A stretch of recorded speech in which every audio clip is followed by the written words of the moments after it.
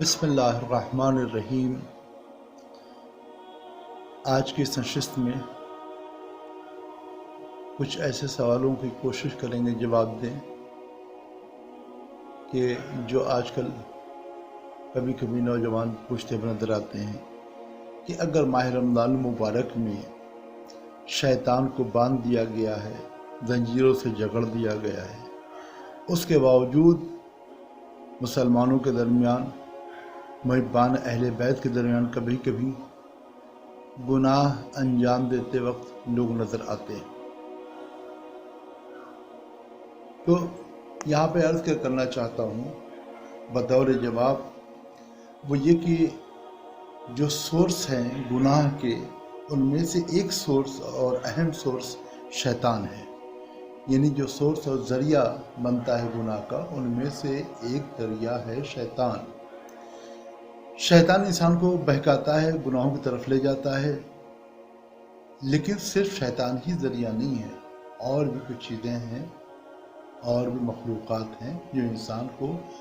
گناہوں کی طرف لے جاتی ہیں اور بہکاتی ہیں۔ ان میں سے خود انسان کا نفس، چونکہ یہ آپ کو پتا ہوگا کہ انسان چند چیزوں سے مل کر کے بنا ہے، اس کی ترکیبات ہیں، روایات میں ہے، مثلا ایک حدیث میں ہے الانسان مرکب من الخطاء والنسیان، یہ دو چیز کا مجموعہ ہے، مرکب ہے، خمیر ہے انسان، وہ دو چیز کون سی؟ ایک خطا اور ایک نسیان۔ اسی طریقے سے اور بھی انسان کے وجود میں کچھ چیزیں پروردگار عالم نے رکھی ہیں، جیسے نفس کا وجود، نفس انسان کو نفس امارہ برائی کی طرف کھینچتا ہے، تو یہ شیطان کے علاوہ انسان کا اپنا خمیر نمبر 2، اور اس کے علاوہ تیسرے نمبر خود نفس امارہ انسان کو، وہ انسان کو برائی کی طرف کھینچتا ہے، مگر ایک پروردگار عالم کا رحم ہو، جیسا کہ حضرت یوسف کے بارے میں ہے کہ انہوں نے پناہ مانگی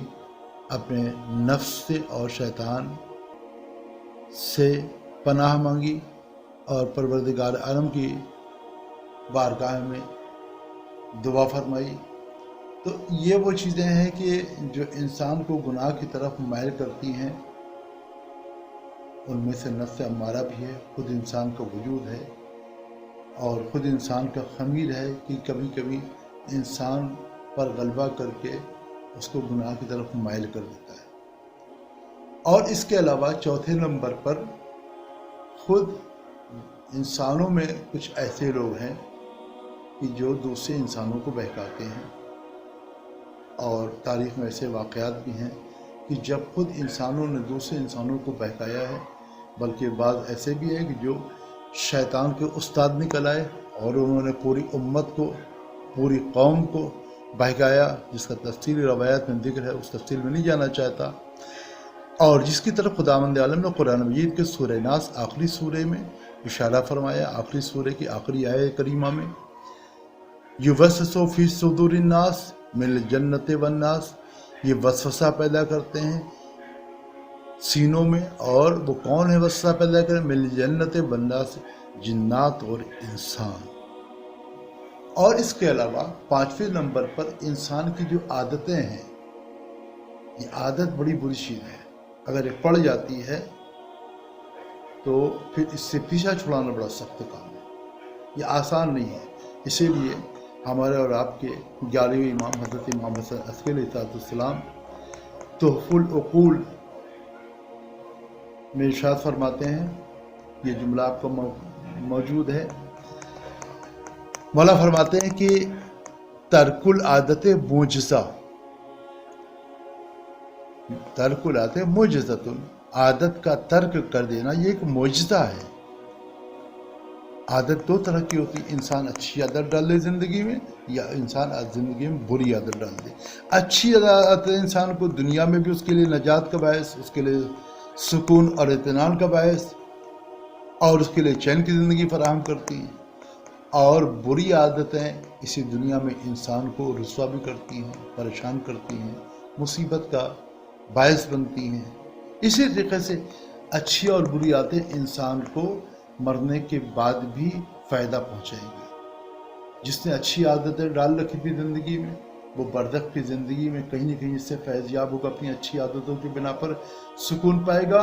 اور بری عادتوں کی بنا پر کہیں نہ کہیں انسان برزخ کے سفر میں مشکلات رنج میں گرفتار ہوگا، اور یہ برزخ کا سفر رنج و غم سے بھرا ہوگا۔ زیادہ اسی دنیا میں انسان کو چاہیے کہ وہ بری عادتوں سے گریز کرے اور اچھی عادتوں کے لیے اپنے کو عادی بنائے۔ تو خلاصہ یہ عرض کرنا تھا کہ انسان کے لیے جو گناہ کا سبب چیزیں بنتی ہیں وہ فقط ایک شیطان نہیں ہے، گرچہ وہ شیطان کا بھی جکڑا جانا بھی ہم نے ظاہری اعتبار سے اس کا مفہوم مطلب بیان کیا، ورنہ اس لفظ میں بھی اور اس جملے میں بھی کافی گنجائش ہے اور تفصیلات ہیں، لیکن اس سے گریز کرتے ہوئے میں عرض کرنا چاہتا ہوں کہ انسان کے لیے جو گناہوں کا سبب چیزیں بنتی ہیں وہ ایک شیطان نہیں ہے۔ اس کے علاوہ میں نے کیا گنایا، اور بھی چیزیں ہیں، انسان کا نفس ہے، نفس امارہ جسے کہتے ہیں، یہ بری عادتیں ہیں، یہ بھی انسان کو غلبہ کرتی ہیں، یا انسانوں میں شیطان صفت انسان بھی ہیں کہ جو دوسرے انسانوں کو گمراہ کرنے کی کوشش کرتے ہیں۔ تو اور خود انسان کا اپنا وجود ایسی ترکیبات سے، ایسی چیزوں سے، ایسے عناصر سے مل کر کے بنا ہے کہ انسان کہیں نہ کہیں گناہوں کی طرف مائل ہوتا ہے۔ اب انہی چیزوں کو کنٹرول کر کے آگے بڑھنا بہت بڑا فائدہ انسان کو پہنچا سکتا ہے۔ یہ جو شیطان ہے بندھا ہوا ہے تو ایک قسم کی گویا مدد پروردگار موری کر رہا ہے کہ دیکھو اسباب گناہ جو کچھ ہیں ان میں سے کچھ کو محدود کر دیا گیا ہے، جنت کے دروازے کھول دیے گئے ہیں، جہنم کے دروازے بند کر دیے گئے ہیں، فضا اور ایٹماسفیئر ہمیں تمہارے لیے تیار کر دیا ہے، تم آؤ میرے نیک بندوں میں شامل ہو جاؤ، اور شیطان کا غلبہ تم پر نہ کے برابر ہم نے کر دیا ہے۔ اب اس کے مکر اور فریب میں تم کمتر آ سکے، کچھ ایسے سارے ایٹماسفیئر اور اسباب ہم نے فراہم کر دیے۔ اب ان حالات کے باوجود ایسے اسباب عبادت کے، گناہ کے ترک کرنے کے پروردگار عالم نے ہمارے لیے مہیا کر دیا ہے۔ اب ان اسباب سے ہم فائدہ نہ اٹھائیں، اس مواقع کو یوں ہی غفلت میں گزار دیں، تو اسی کو کہا گیا ہے غفلت کی نیند۔ اور غفلت کی نیند جب آدمی سوتا ہے تو اس غفلت کی نیند کو منع کیا ہے مولا کائنات نے ماہ رمضان کے پہلے ہی دن خطبے میں منع فرمایا کہ یہ غفلت کی نیند سے بیدار ہو۔ بہت سے لوگ ماہ رمضان المبارک گزر جاتا ہے اور غفلت کی نیند میں سوتے رہتے ہیں۔ ظاہراً سونا بھی جو ہی لگاتار 8-10 گھنٹہ سوتے رہنا، اسے غفلت کی نیند کہا جائے گا۔ اسی لیے روایات میں ہے کہ اگر تم کو سونا بھی ہے 5-6 گھنٹہ تو بیچ میں اٹھو،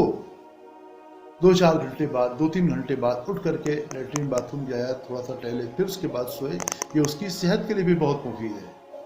اور جہاں پیغمبر نے فرمایا ہے کہ سونا عبادت ہے، تو وہ سونا جو عبادت وغیرہ کر کے جب تھک جائے گا آدمی تھوڑا آرام کرے گا،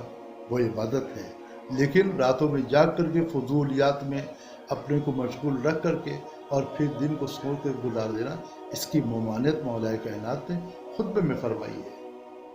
لہذا یہ موقع بڑا اچھا ہے، ماہ رمضان کا اللہ نے زندگی دی ہے، عمر دی ہے، صحت دی ہے، ان سب کا شکر ایک ساتھ ہم بجا لائیں اور پروردگار عالم سے دعا کرتے ہیں کہ اس ماہ باعظمت اور مغفرت اور رحمت والے مہینے میں ہمیں ان مغفرت اور رحمتوں سے محروم نہ فرما، ببرکت صلوات بر محمد و آل محمد علیہ السلام۔